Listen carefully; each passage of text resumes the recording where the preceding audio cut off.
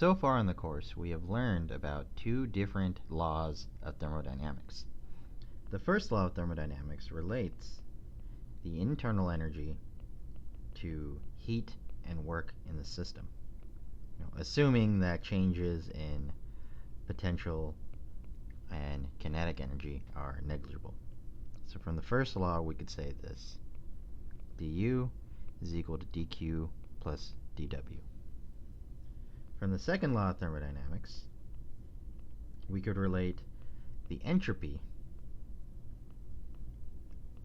of our system to heat and temperature.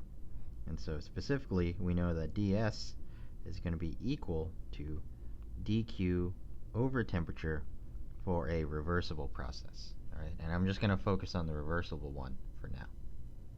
All right, and so the first law relates du to dq and dw, and the second law relates ds to dq and temperature. And so clearly, there is a common link between these two laws of thermodynamics. And so, naturally, what we could do is we can manipulate these equations to combine the first and second law into a new equation. All right? And so if we consider a reversible path or a reversible process, so for a reversible process, we could rearrange the second law into this form, just using simple algebra. So we have dq reversible is equal to temperature times ds.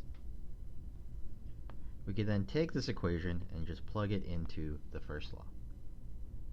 So plug into first law.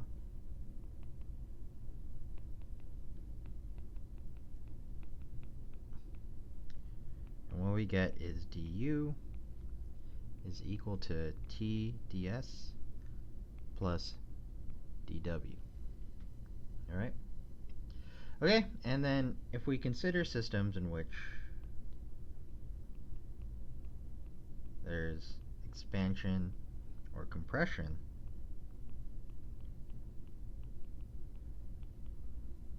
we could write our dw in terms of pressure and the derivative of volume.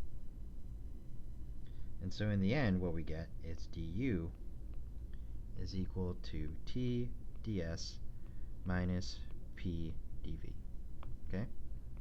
And this equation right here is a very important equation in thermodynamics. This is known as the fundamental internal energy equation.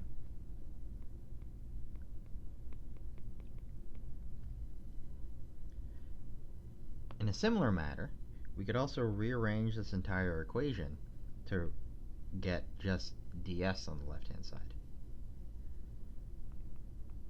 So if we do that, what we get is ds is equal to 1 over t times du plus pressure over temperature times dv.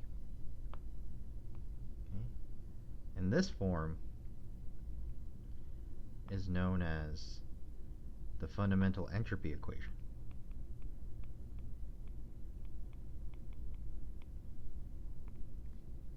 Okay?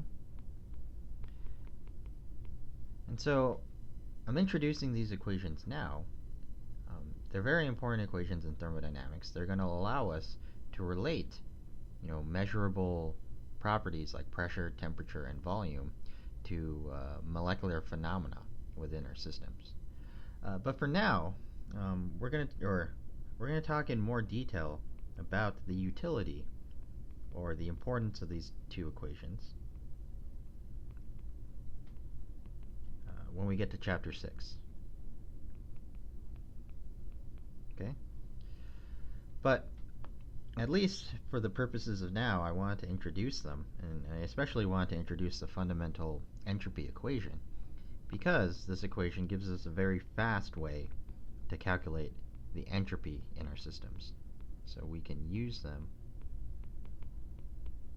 as a fast way to calculate S. Okay? Alright, and so that's the idea here. At least that's going to be the main point of this video. For the next parts of this video, what I'm going to do is I'm going to take this equation and I'm just going to make a couple of substitutions to put everything in molar terms, or on a molar basis. So I'll write ds as the number of moles in the system times molar ds. I'll do the same thing with the internal energy. But in fact, actually, with the internal energy, we know from our definition of the heat capacity that du is equal to this. And then for pressure over temperature times dV, what I'm actually going to do is I'm going to invoke the ideal gas law so that I could replace it with the number of moles, R, over the molar volume, d molar volume. Okay? And so I'll encourage you to kind of work through this substitution yourself, but I'll just apply it for now. In any case, if I take all these things and plug it back into the fundamental equation, what I'll get is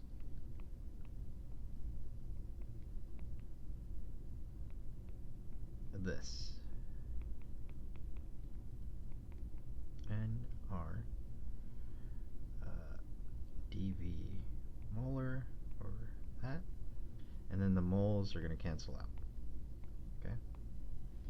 Alright, and so what I could do at this point then is then I could integrate both sides, and what I'll get is delta S,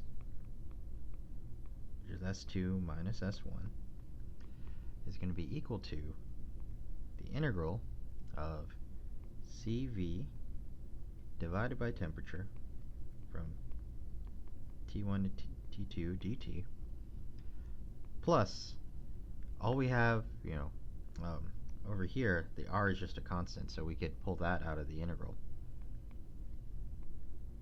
And we could just integrate the volumes directly. Okay? Alright, and so just from starting from the fundamental entropy equation, we could derive this equation to get delta S. Alright? And I want to emphasize, at least going on to the next page, I'll copy this.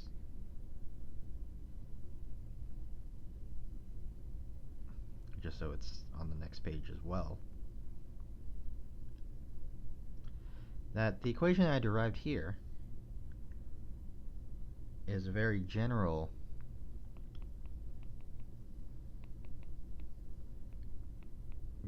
equation for calculating the molar entropy. Okay? And the reason I say it's general is because in this equation, the only variables inside of it are state variables. And so things like entropy, temperature, and molar volume, those just depend on whatever the endpoints of the integral are. They're not like heat, they're not like work, where it matters what the exact path is. Okay? And so these equations only depend on state variables. And in order to derive this equation, really the only major assumption that I made was that the ideal gas law applies.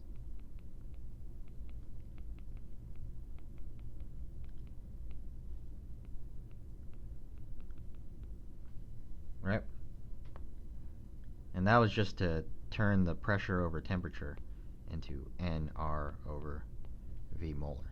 That was the only substitution I made there. Okay? Alright, and so this is a kind of general way to calculate delta S. I also want to point out, if you just want to calculate the entropy of a system, at state 1 or state 2, what you would do is you would do the same thing that we've done for internal energy and entropy. And that would be, you would have to define, or what you could do is you could define a reference condition. So if you define the state 1 conditions to be the reference conditions,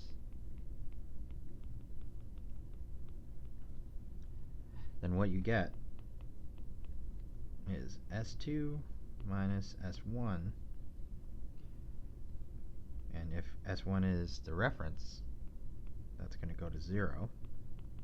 So you get S2 is then going to be equal to T ref T2 CV hat over T dt R ln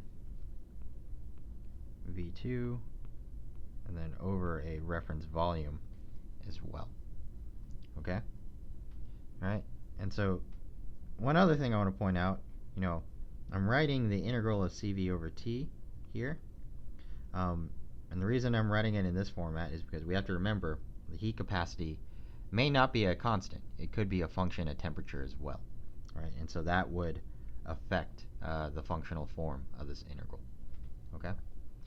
In any case, this equation that I derived up here, this is a fast way to calculate the change in molar entropy. And if you wanted, you could also derive a very similar equation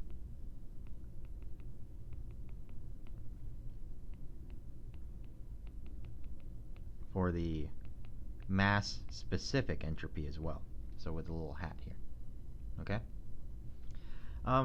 Some other things I want to point out is if you're dealing with an ideal gas, you could replace these molar volumes with pressure. Alright? And so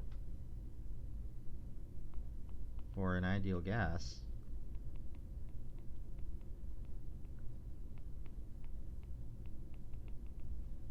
you could write it in terms of pressure.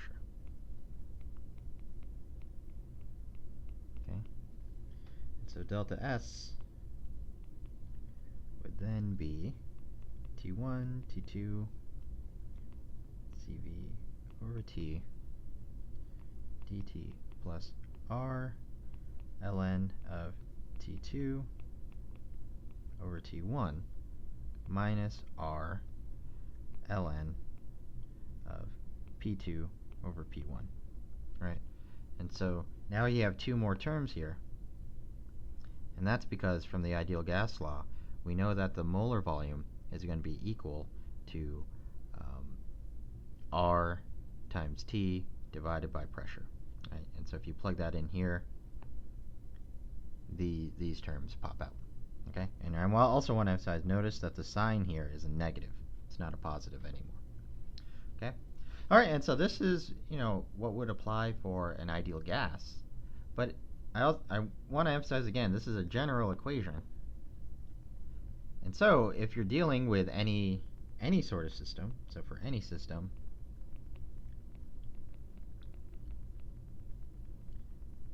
at equilibrium or is following a reversible process, so that could be a solid, a liquid, or a gas, really, to calculate the entropy of the system, I would just start here with ds is equal to Cv dt over T plus pressure over temperature dV. Okay? So this is an equation. If you're ever asked to calculate entropy of a reversible process, you could just start here.